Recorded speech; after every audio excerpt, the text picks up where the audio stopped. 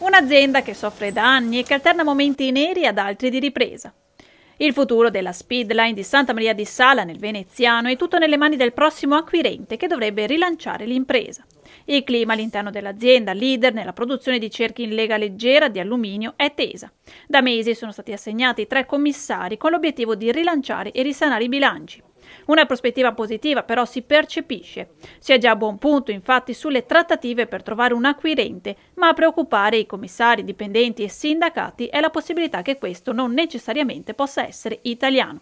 Una circostanza questa che farebbe perdere uno dei valori fondanti di questa azienda nata nel 1976, considerata appunto un'eccellenza nazionale nel comparto dell'automotive. La procedura è iniziata e io credo che si possa giungere a una soluzione positiva entro la fine dell'anno. E io credo che il lavoro fatto dai commissari abbia conseguito già un primo successo nel far capire a tutti che questo prodotto può stare in maniera vincente nel mercato di oggi e di domani e nel preparare le condizioni migliori per poi aggiudicare questo asset produttivo a chi voglia davvero investire per produrre, rilanciare l'occupazione e il simbolo del Made in Italy, quale è certamente Speedline. In Italia i fondi speculativi non devono avere più spazio, mano libera. Noi vogliamo anche da questo caso dare un esempio di come si debba operare.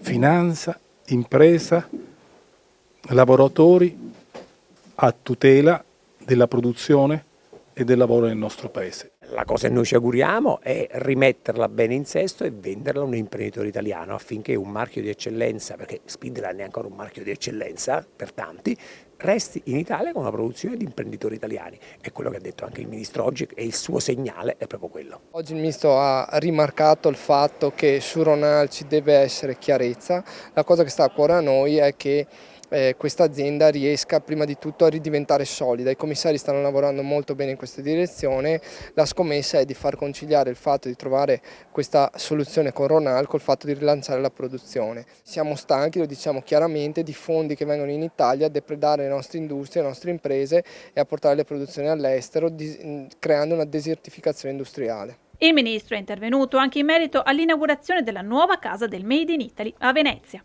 Inaugureremo la Casa del Made in Italy, così come stiamo facendo in altre regioni produttive del nostro Paese, il luogo in cui potremo assistere al meglio le nostre imprese, soprattutto le piccole e medie, perché utilizzino anch'esse gli incentivi, i sostegni, le opportunità che il governo nazionale ma anche il governo regionale mettono a loro disposizione.